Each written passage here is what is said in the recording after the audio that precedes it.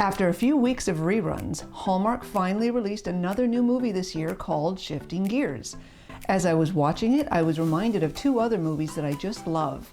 We'll discuss which ones, and you can decide if you see the same things. As always, I have a lot to say about this one, so let's dive right in and talk about it. Hi, I'm Stephanie, and welcome to the Magical Movie Club, where, like you, I love to watch Hallmark movies and chat about them afterward. This week we watched Shifting Gears, which premiered on Hallmark Channel on March 23rd, and it stars Kathryn Barrell and Tyler Hynes. I don't know about you, but I was excited to see Hallmark finally releasing brand new movies again on Saturday nights, after a few weeks of reruns, so to speak. Now, Tyler Hynes is a popular Hallmark favorite. He's been in a lot of their Christmas movies, including Three Wise Men and a Baby. That was a fun one. Time for Him to Come Home for Christmas, and On the 12th Date of Christmas. That's one I haven't seen yet, but it's on my list. Kathryn Barrell is not as widely known, although I recognized her as a replacement character in the last two seasons of Good Witch. Sadly, I thought that series was already sliding a bit when they brought her on, and personally, I wasn't impressed with her character. It looks like she was also in one of the Godwink Christmas movies called Miracle of Love, but the reviews on that one are not great. So pairing her with Tyler Hynes might be a bold move on Hallmark's part, but let's take a look. The movie opens with a montage of scenes of Jessica, played by Kathryn Barrell, restoring an old car. Of course, we don't see who's doing all the work until they show us this over-dramatic helmet removal, which will undoubtedly become a GIF pretty soon, if it isn't already. Later, Jess is still in the garage looking at her phone, commenting on pictures of what might be men on a dating app, but no, she's oohing and awing over photos of classic cars. And just like pretty much every Hallmark movie ever made, her best friend Terry, played by Kristen Booth, is trying to convince her to get back out and find romance again. A 1954 Chevy Bel Air with a 3.5-liter V8 engine. Oh, I think I'm in love. Next, we see Luke, played by Tyler Hynes, pulling over on his motorcycle on the side of the road, taking off his own helmet and wearing a crisp white dress shirt to help a stranded motorist. Luke comments that despite the white shirt, he dabbles a bit in auto repairs and only dresses like this because he has to. Don't let the suit fool you. I wear it because I have to. But I want to point out, when he drove off after splicing that radiator hose, his shirt was spotless. I'm just saying because look at him in the next scene. He's walking in the door of what looks like the corporate office of Tune-Up Wiz, and his shirt is still spotless until, just before he walks into a meeting, he looks at his shirt and now it's a greasy mess. Oh well, I'll go along with it and pretend it was messy the whole time. It turns out that he's the VP of corporate strategy of his family's business, run by his father, and by helping that motorist, he missed the strategy meeting and his dad's not happy with him. This was a strategy meeting. It's kind of essential that the VP of corporate strategy be here. His dad is grooming him to run the business with him, and he doesn't want him spending much time under a hood anymore. On their way out of the meeting, they stop to look at a strategic acquisition map on the wall, where Luke sees Barrow's Auto is one of the businesses that Tune-Up Wiz is looking into acquiring. In Luke's conversation with his dad, he hints at the fact that there's some history between them and Barrow's, and he's clearly not comfortable seeing them on that map. Are you sure you want to do that, Dad? Well, considering the history. Speaking of Barrow's Auto, the next scene with Jess shows us a bit more about her character. She's preparing for a class that she's teaching to women about basic auto repairs. I'm, welcome to Barrow's Auto Repair. And clearly Jess knows a lot about cars, both repairing and restoring them, and she's quite passionate about them. But she suffers from a horrible case of stage fright. She looks like a deer caught in the headlights as soon as she has to speak in front of anyone. Yeah, if only I could stand up in front of the rest of the class without breaking into a cold sweat. So let me just speak on the side here for a moment. When I saw this, I wasn't sure I was going to like her character. On the one hand, she seriously felt a need to prove herself in the automotive industry, which by now, her work should have spoken for itself. But she was so terrified in front of this class, and later on in the movie, which we'll get to in a little bit, that I thought maybe it was a little bit overdone. And I'm guessing this was the director's choice. Not how I would have made this movie, but maybe that's something that resonated with you. But stick with me here, it does get better. Her father pulls up with an old car that needs restoration, and her face lights up at the possibilities. While she's admiring the car, her father gets a disturbing call. He later tells Jess that the landlord wants the full year's rent up front, which they don't have, and he's been struggling to even get a loan. It turns out they haven't much time to come up with the payment before they'll be forced to close the business. Luke, on the other hand, is lamenting in a bar with his best friend Pete about how unhappy he is working behind a desk now.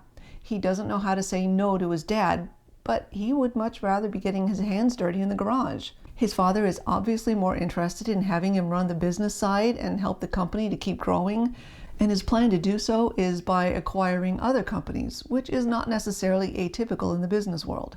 Keep in mind we're only 9 minutes into the movie so far, and they've done a really good job introducing the characters to us, I think. Actually, on another side note, take a look at this image of Luke talking to Pete. This movie has its moments that reminded me of You've Got Mail with Tom Hanks and Meg Ryan. Not exactly, but certainly there were some similarities. I'll point out some others as the story progresses. They finally do run into each other when Jess walks into the bar with Terry just as Luke is about to leave, but he drops his keys and Jess is the one who finds them.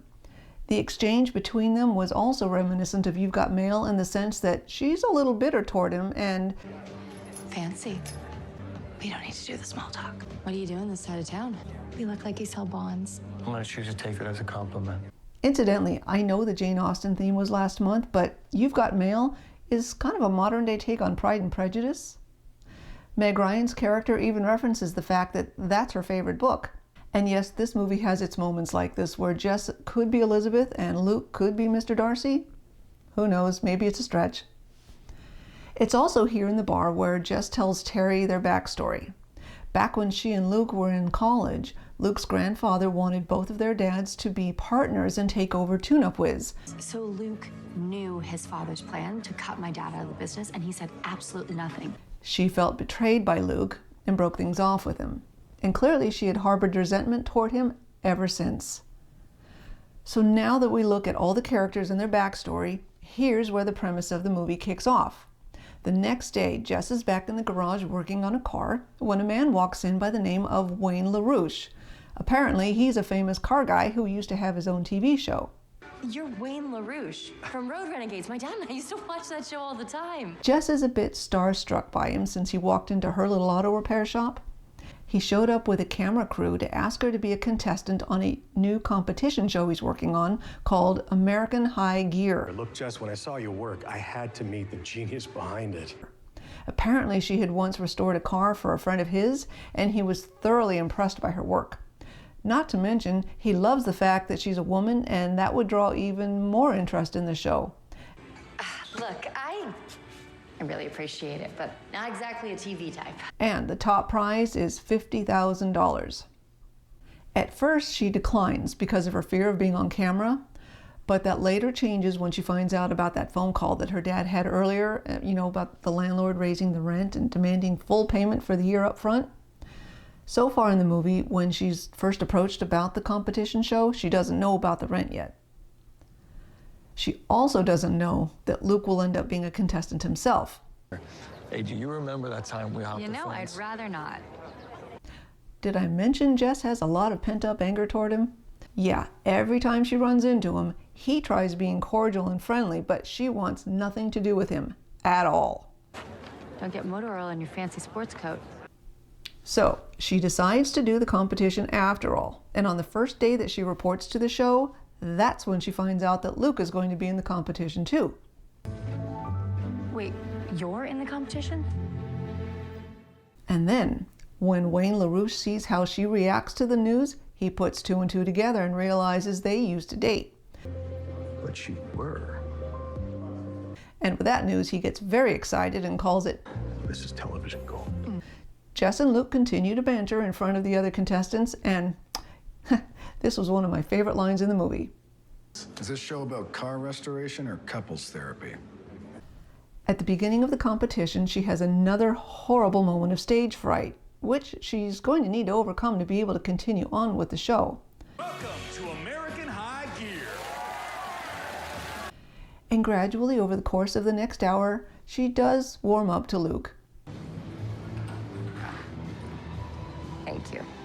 I'm not going to give away the ending, but there was a moment when I had no idea how they were going to have their happy ending. As a matter of fact, when I was first watching the premiere on Saturday night, I had fun again live tweeting about it and interacting with Hallmark Channel. I commented on the fact that I didn't know how they were going to have their happy ending, and I loved Hallmark's reply. Aha, see what they did there? As you can see, I have a lot of fun with this.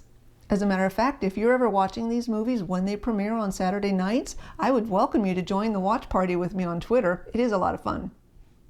By the time we got near the ending, I was starting to think that this movie also reminded me a bit of Cranberry Christmas. That's another one of my favorites. And I was really hoping that, like Cranberry Christmas, they would find their way back to each other and also be able to do what they love together, but at the same time do what they especially love to do. I hope that makes sense. And yes, they do have their happy ending because, hey, it's Hallmark. That's what I love about Hallmark movies.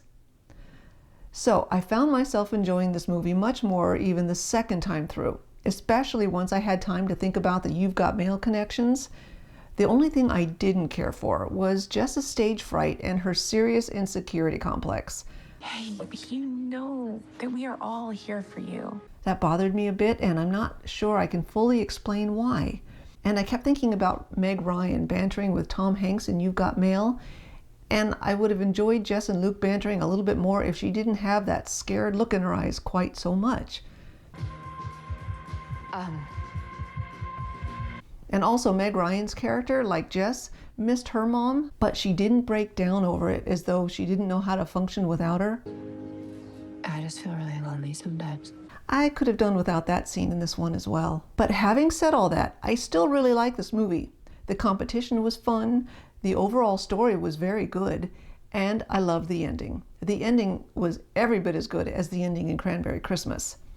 As a matter of fact, I believe Switching Gears was a great blend of You've Got Mail versus Cranberry Christmas.